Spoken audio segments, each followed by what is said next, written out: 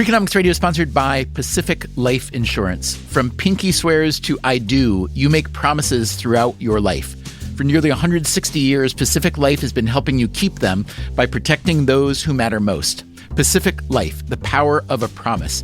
Ask a financial professional how Pacific Life can help you create a more confident financial future. Pacific Life Insurance Company, Omaha, Nebraska, and in New York, Pacific Life and Annuity, Phoenix, Arizona.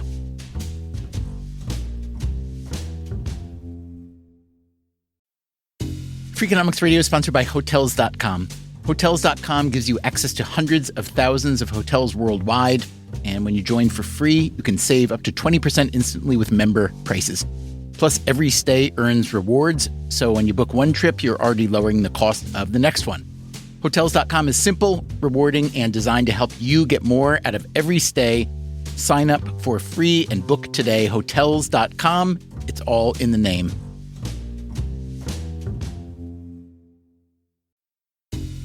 Freakonomics Radio is sponsored by TalkAboutPD.com.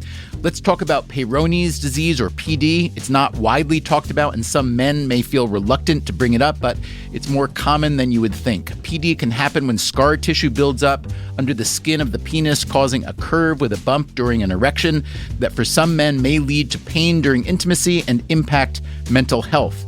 A trusted urology specialist can help diagnose PD and walk you through your options, including non-surgical treatment. Visit talkaboutpd.com.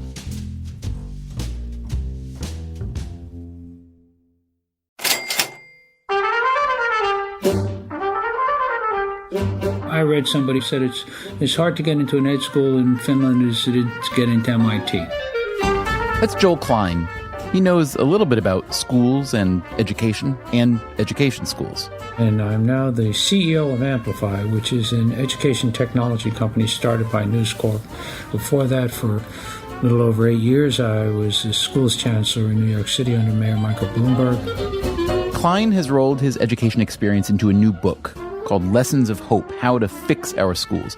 That bit he mentioned about ed schools in Finland, he was citing Amanda Ripley, who wrote a book called The Smartest Kids in the World and How They Got That Way. To get into education college in Finland is like getting into MIT in the United States. And imagine what could follow if that were true here. Imagine what could follow if that were true here. They created a set of expectations, brought people into the field, and there's nothing like self-fulfilling prophecy. But it's not that hard to get into an education school in the U.S., not that hard to become a school teacher. As a result, U.S. teachers are, well, they're just a little bit below average. That's Dana Goldstein. She has written a book called The Teacher Wars, A History of America's Most Embattled Profession. And that is unusual compared to a lot of the nations that we compare ourselves to, whether it's Japan or South Korea or Finland. You often hear in Finland, as a comparison, that the typical public school teacher graduated in the top 10% of their high school class. We're taking more and more people from the bottom half or even the bottom third of their college graduating class, and that's always seemed to me to be a big mistake. We've all heard the depressing numbers. When compared to kids from other rich countries, U.S. students are also a little bit below average, especially in math, even though we spend more money per student than most other countries. So, is the problem here as simple as adding 2 plus 2 and getting 4? Is the problem here that our students aren't getting very bright in school simply because our teachers aren't very bright?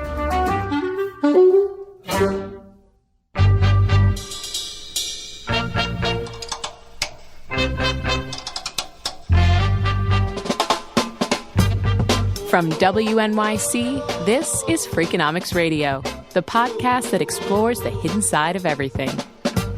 Here's your host, Stephen Dubner.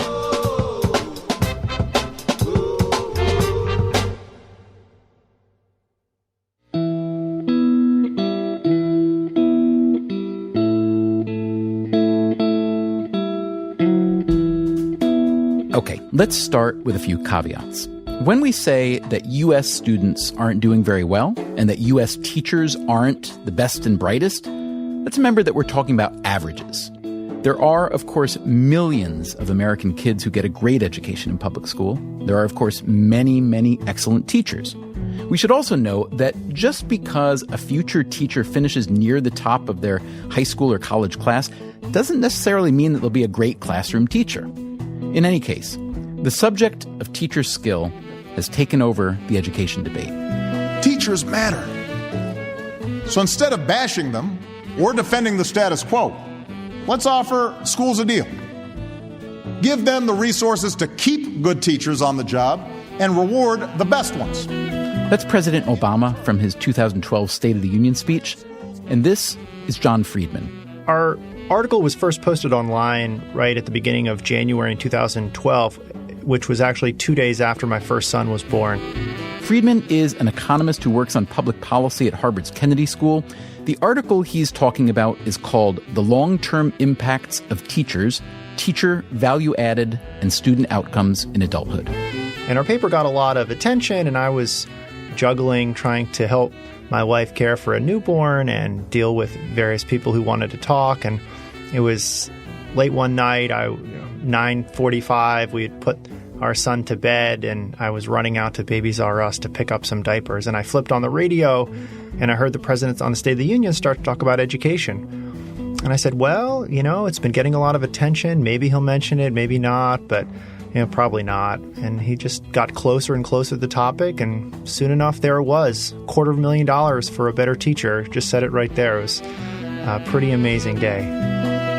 We know a good teacher can increase the lifetime income of a classroom by over $250,000. A great teacher can offer an escape from poverty to the child who dreams beyond his circumstance.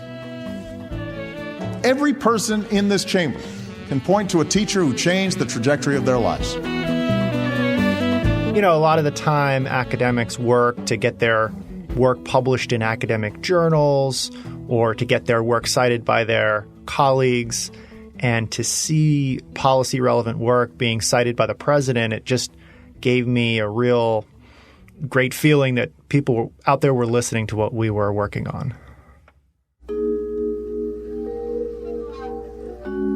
Not only were people listening, the paper that Friedman wrote, along with co-authors Raj Chetty and Jonah Rockoff, became the chief topic of conversation in the never-ending debate about education reform. Friedman himself wound up working for several months as a White House advisor. Here is the paper's central argument. We find it useful to think about a really great teacher, a top 5% teacher, coming into a school and replacing a teacher who was average. Now, that substitution for just a single classroom will increase the future earnings of those students by nearly $1.5 million over the course of their careers. And of course, a lot of that money will come far in the future. So if you're worried about discounting, $1.5 million over their careers is the same thing as $250,000 deposited in the bank that same year to accrue interest and let the students consume more over their lives. But it's not just that students earn higher wages. We also see that they're more likely to go to college. They're more likely to not just get high-paying jobs, but high-quality jobs. They're more likely to live in high-quality neighborhoods. And even for female students, we see that they're less likely to have children as teenagers. That doesn't sound exactly revolutionary, does it?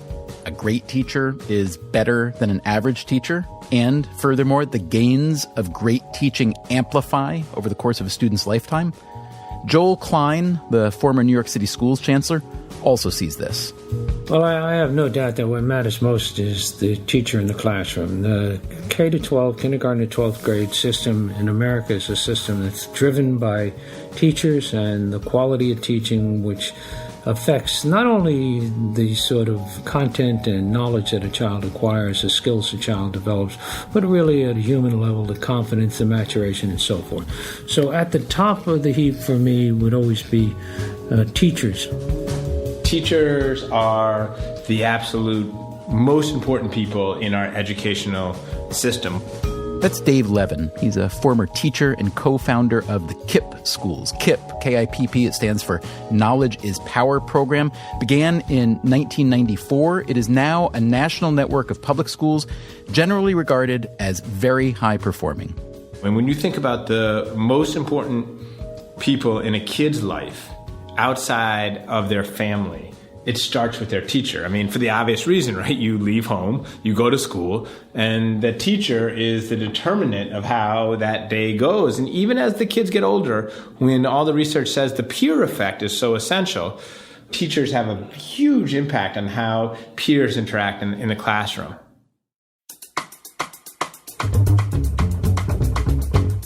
Okay, so if the teacher's role is so important, and if a great teacher is so much more effective than a not great teacher, the solution's pretty easy, isn't it? Find more great teachers, or maybe do a better job of preparing teachers to be great. And while we're at it, maybe we should also raise teacher salaries. We're going to talk about all those ideas as we move forward, but let's begin by going back to the beginning of the teaching profession in the United States. Yeah, a lot of people don't realize that in 1800, teaching in a public school in front of, say, mixed gender groups of children was considered a job that was really only appropriate for men. That's Dana Goldstein. And that changed over the course of the 19th century. And why was that at the time? It was considered very public. You're very public, you're very out there. You're earning money in a public way, and you're in front of mixed gender groups. So inappropriate for... Inappropriate. Okay. Inappropriate, especially for a middle-class white woman to do that type of work. And I write in the first chapter of the book about Catherine Beecher. She was Harriet Beecher Stowe's sister, and they came from this strong, socially committed abolitionist family.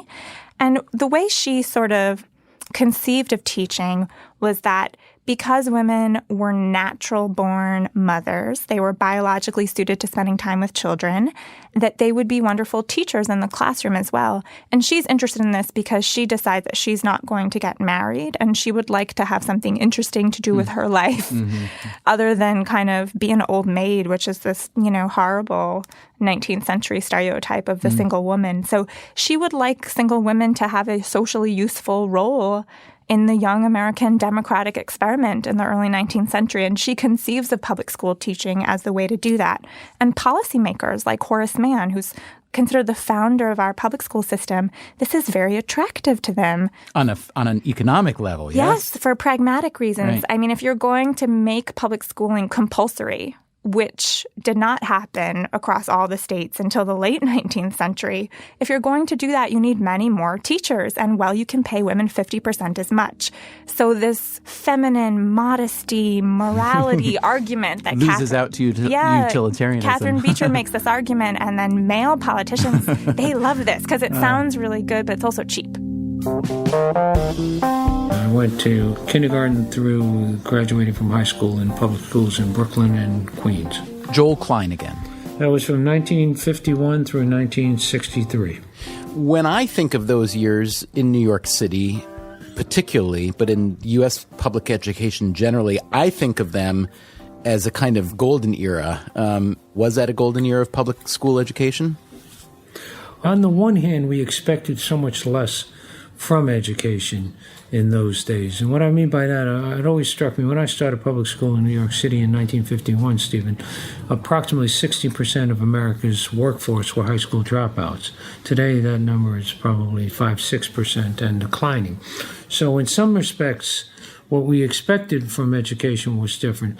But I do think in other respects, it was a golden era in that during that period, certainly my experience, and I think nationally the experience was that teachers, particularly women teachers, not having the kind of opportunities they have today, you would draw really high-quality people into the field. That's not an argument for denying women opportunities, but the beneficiary of the sexism that was taking place were very high-quality, talented women who went to work.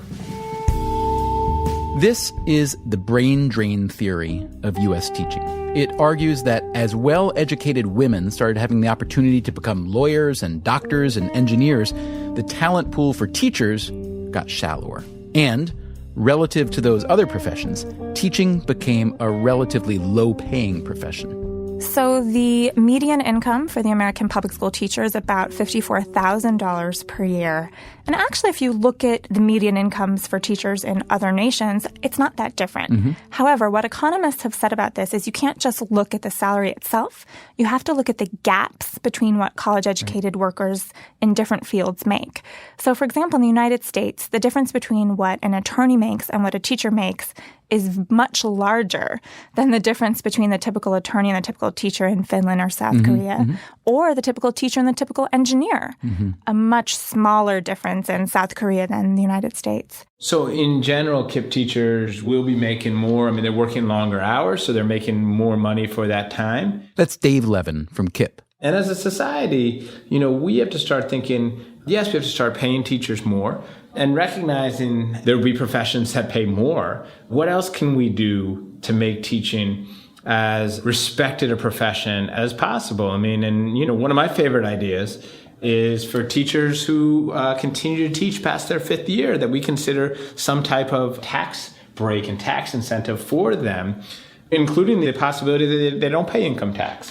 Recognizing that we won't always be able to pay teachers more, but there are ways that we can say to teachers, hey, you are a national treasure. You are essential to the future of the country. And I think if we got serious about that, it could really make a huge difference. Even little things like, I know it sounds little, but, we have armed forces board airplanes first. Well, why not have armed forces and teachers board airplanes first?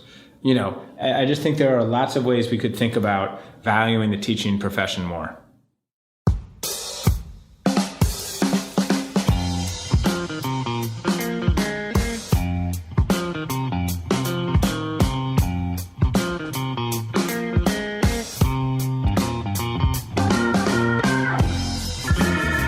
Coming up on Freakonomics Radio, let's not pretend that boosting teachers' salaries would automatically fix everything. So I think, yes, the way we train teachers is fundamentally broken in this country. And is it really fair to blame only the teachers? I mean, we often used to jokingly say, parents give us the best kids that they have for us to educate, and by the same token, kids come with the best parents they're going to get, and we have to take them where they are.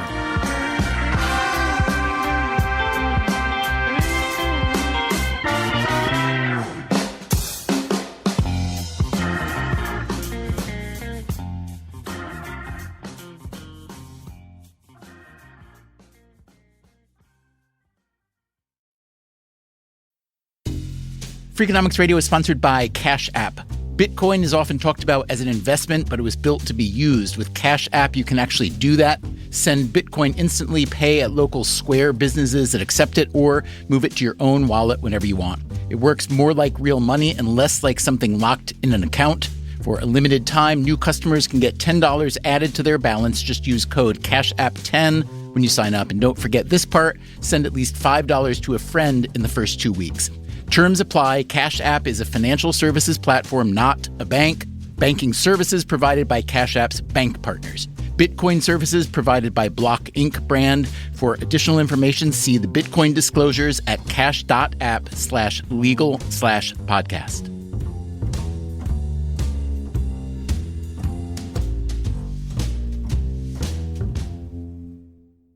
Carter's has your family covered for every summer first steps, first swim lesson, or first sleepover.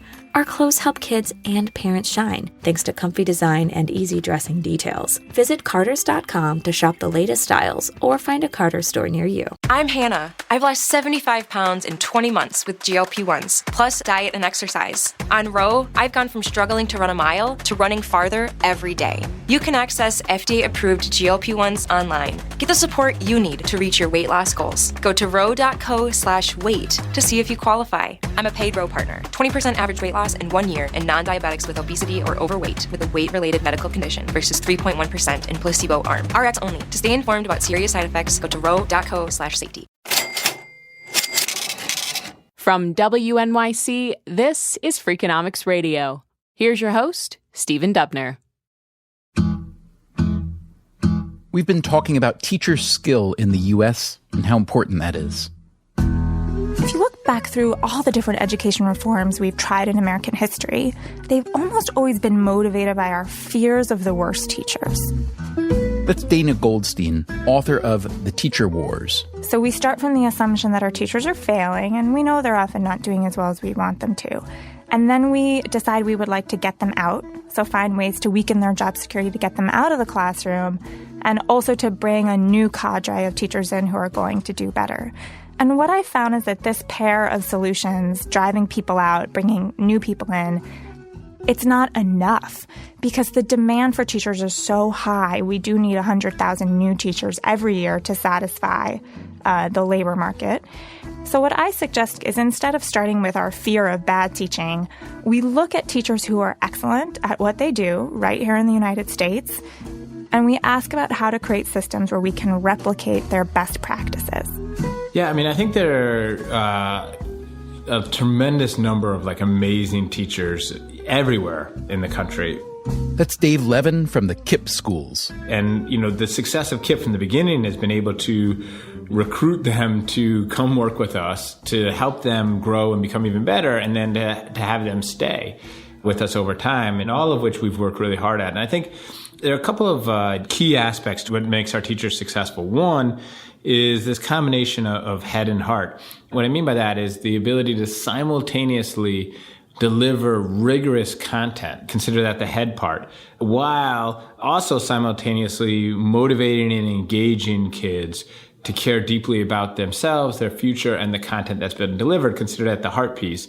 And it's that real combination of rigor with joy that I think KIPP teachers are exceptional at, and we spend a lot of time working on. And in addition to that, I think there's this recognition at KIPP that character and academics are interwoven in every minute of every day with everything that happens. And so there's an old James Baldwin quote, "Children have never been very good at listening to their elders, but have never failed to imitate them." And I think our teachers take that incredibly seriously. And so if we're expecting our kids to work hard and be nice, our teachers believe that they need to do the same. If we're expecting our kids to love math and reading, then teachers need to show the same love of math and reading.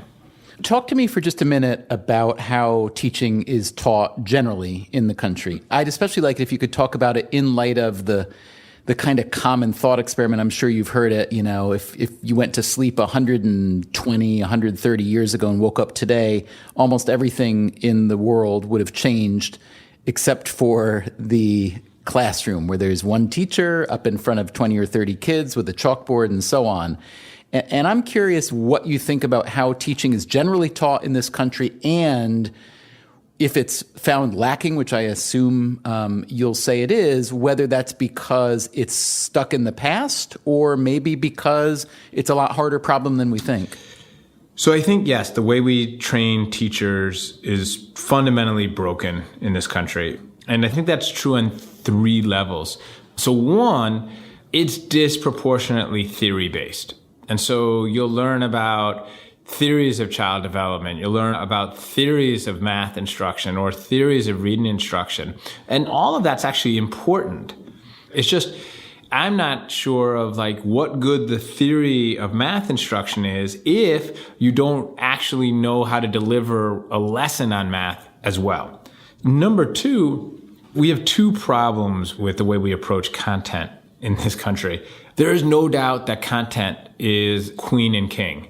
So the importance of content mastery in the classroom is absolutely essential. Having said that, sometimes the best math teachers weren't necessarily the best math students because, you often teach better what you weren't so good at because you actually had to work to learn it. And yet, very often you have to have a certain number of college credits in math in order to be a math teacher. There is truth to that for sure when you get to the more complicated and higher levels. At K-8 level, however, you need to be able to deliver the content. And you need to have a mastery over that. And that isn't necessarily meaning you had a math degree in order to be able to teach fractions. You just need to be able to actually understand the nuances behind fractions. And right now, we're assuming that if you have a math degree, you can teach math as opposed to, being taught the content. Now, the third problem with the way teachers are trained is that we are not training teachers right now to meet the challenges of our kids today, right? So To this extent, we are sort of still training teachers for classrooms of the past. So we're not teaching teachers well enough how to effectively differentiate for the vast range of skills that kids have. We're not teaching teachers effectively enough how to use technology to further teaching. And we're not teaching teachers how to make school relevant for what kids are really needing to succeed in the colleges they may go to or the careers they may pursue, 20 years from now. So when you say that the way we teach teachers is fundamentally broken, and then you describe these dimensions on which it's not working, I guess my next question is a very obvious one, which is why? I mean, in most areas of higher ed, the curriculum and methodology and pedagogy adapts over time. I mean, the way computer science is taught now is really different than it was taught 30 years ago. And the failings that you describe, they sound maybe hard to address, but not complicated. So why hasn't the teaching of teachers evolved? Yeah. So why hasn't this changed? One interesting metaphor there is like the bar exam, where people study and cram for the bar exam because they need to pass it to get their credential, but it doesn't necessarily reflect what they do then when they go to practice it. But education is even worse because you get your master's, then you go practice, and there's no reverse accountability. And if you think about computer science, the example you gave, if you have coders who aren't up on the recent code, those people aren't going to get hired. And so there's a feedback loop there, right? Or if doctors aren't trained on the current medicines, people aren't going to go to those doctors. And so there's a feedback loop there. But in education, that feedback loop doesn't exist. Teachers go into the classroom. And why? Is that, is it partly because, are we seeing kind of the backside of the fact that teaching is, a public institution, a government institution? Governments just have different ways of verifying and qualifying people than does private practice? So why is that? I think there are a couple of reasons. It has been historically very, very hard to evaluate and remove ineffective teachers. How you're trained and your future performance have been very, very disconnected. Now, there's been a big push recently around teacher evaluation and teacher accountability, but people still aren't really connecting the entire cycle between the recruiting, developing, and retaining of teachers. Teaching is arguably one of the most important professions in our country, and it's still a divided conversation, right? So we talk about developing teachers, but if you listen to the public conversation, it's mainly about teacher evaluation and retention, not recognizing that who you bring in and how you train them leads to their future performance. And so that disconnect, I think, remains like a huge, huge problem. And there's no incentive for schools of ed to change. And that's why Levin decided to help start a new kind of graduate school to educate teachers. The Relay Graduate School of Education, I was one of the co-founders along with Norman Atkins and Daisha Toll. Norman Atkins from Uncommon Schools and Daisha Toll from Achievement First. And we basically felt that there was a disconnect between the way our teachers were getting trained in the graduate schools around New York City and New Jersey and Connecticut and their performance in the classroom. And so what we thought is that you could create a more productive union between theory and practice, and that you could have people who are teaching teachers who are still connected to students, either as teachers or as principals. And what started in New York has now grown to New Jersey and New Orleans and Houston. It is a 2-year master's program where the enrolled teachers need to show student proficiency in order to earn their master's. Give me some specifics on that, Dave. What kind of proficiency do they need to show, and how does it differ from the standard ed school? So in the standard ed school, you don't need to show any proficiency by and large. Your master's defense might include writing a paper or delivering a project. Now, this is actually changing in real time. So there are places now where to get a master's, you do need to start demonstrating the applicability of that in a classroom. But for us, it is a variety of measures that teachers can use. So some of it, if you teach 3rd through 8th grade in New York, for example, you can use the state test and you can use your value added to demonstrate that kids have made a year's worth of progress.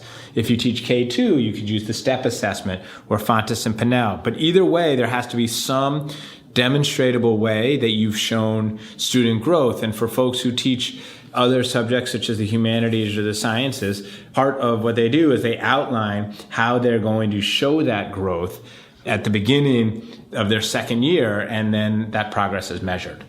And that doesn't, how is that different? The very existence is the difference.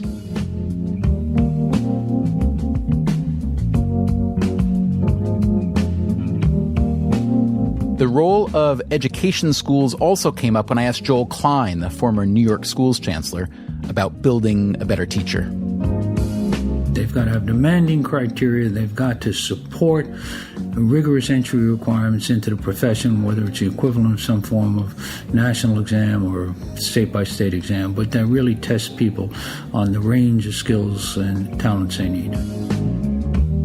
But Klein sees other flaws in the teacher system besides the ed schools. We then got to move away from a trade union model, which is built on these three pillars of life tenure, seniority, and lockstep pay, toward a professional model that rewards excellence and supports greatness.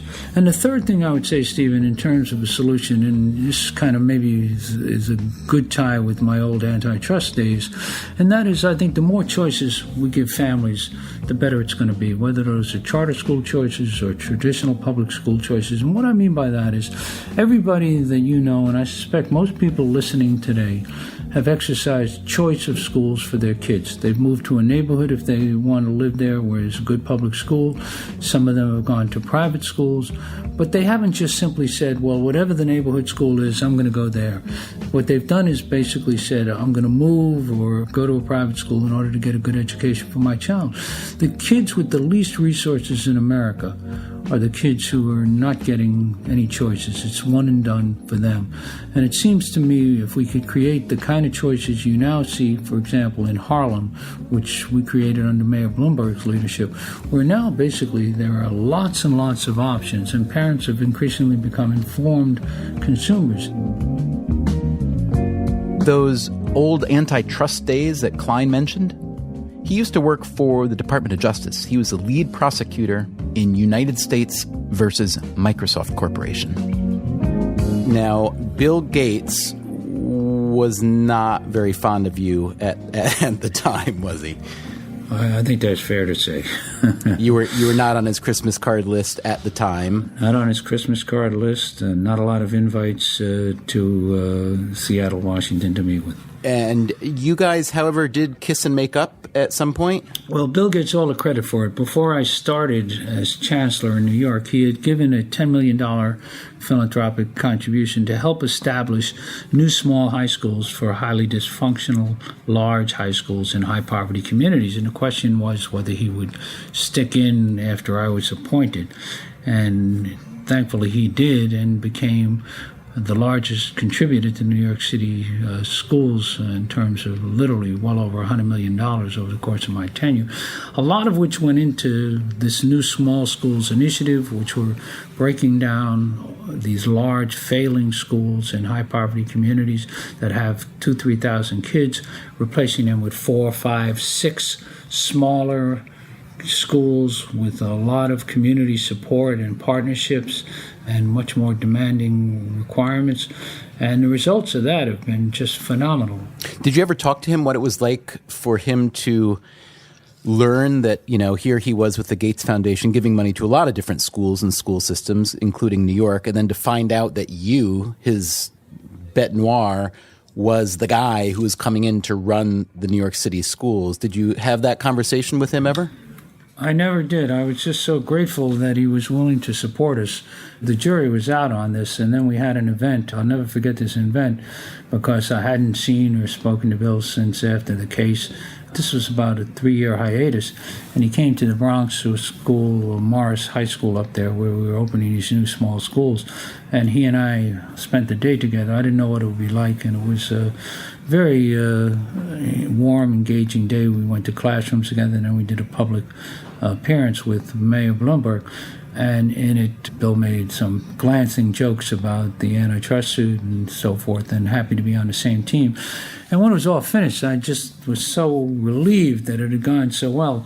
And as I walked off the podium, a principal came up to me and said, Chancellor, he said, Bill Gates gave you $51 million today. That's a nice day's work. He says, but just think what he would have given you if you hadn't sued him.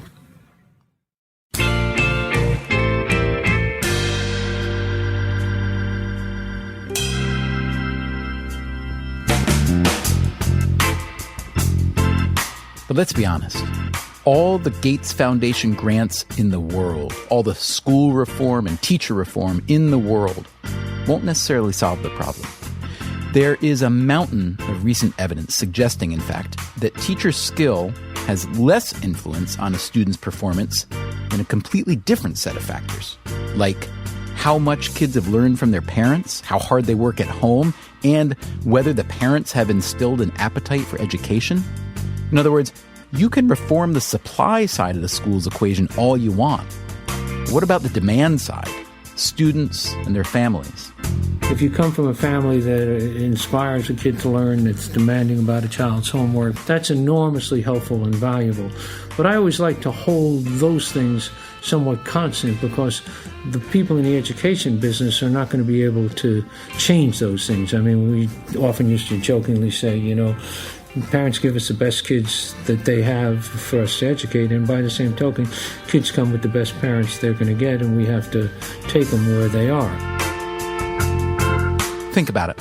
A school has your kid for only 7 hours a day, 180 days a year, or about 22% of the kids' waking hours. Nor is all that time devoted to learning, once you account for socializing and eating and getting to and from class. And for many kids, the first 3 or 4 years of life is all parents and no school.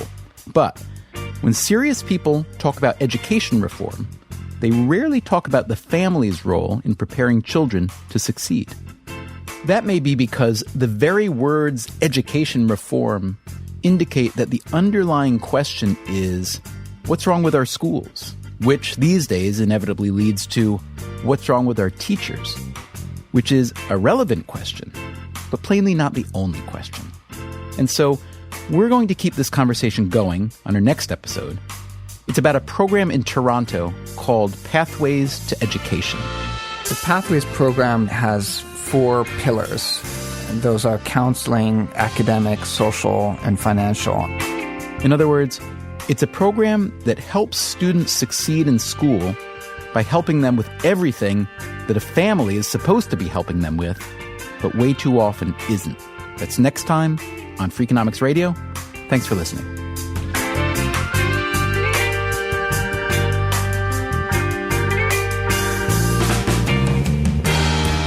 Freakonomics Radio is produced by WNYC and Dubner Productions. Our staff includes David Herman, Greg Rosalski, Caroline English, Susie Lechtenberg, and Chris Bannon, with help from Joel Werner.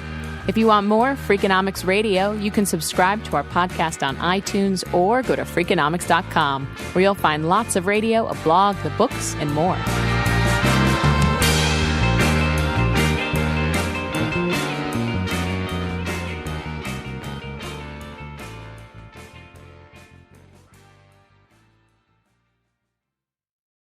Hi, I'm Angie Hicks, co-founder of Angie. From roof repair to emergency plumbing and more, when you use Angie for your home projects, you know all your jobs will be done well. Angie, the one you trust to find the ones you trust. Find a pro for your project at Angie.com. Talk about regrets.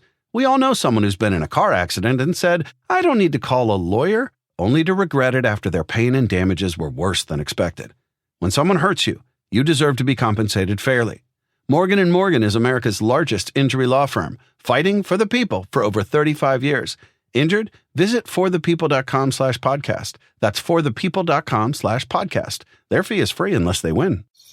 Traditional home security only alerts you after a break-in, and that's too late. SimpliSafe is changing that. Stop. This is SimpliSafe. Police are on the way. We don't just alert. We stop crime before it starts. SimpliSafe. Plan starting around $1 a day. Save 50% on your new system with professional monitoring at simplisafe.com/SXM or with promo code SXM. Outdoor deterrence requires a SimpliSafe Active Guard outdoor protection plan starting at $49.99 a month. Visit simplisafe.com/licenses for alarm license information. Tennessee 2012.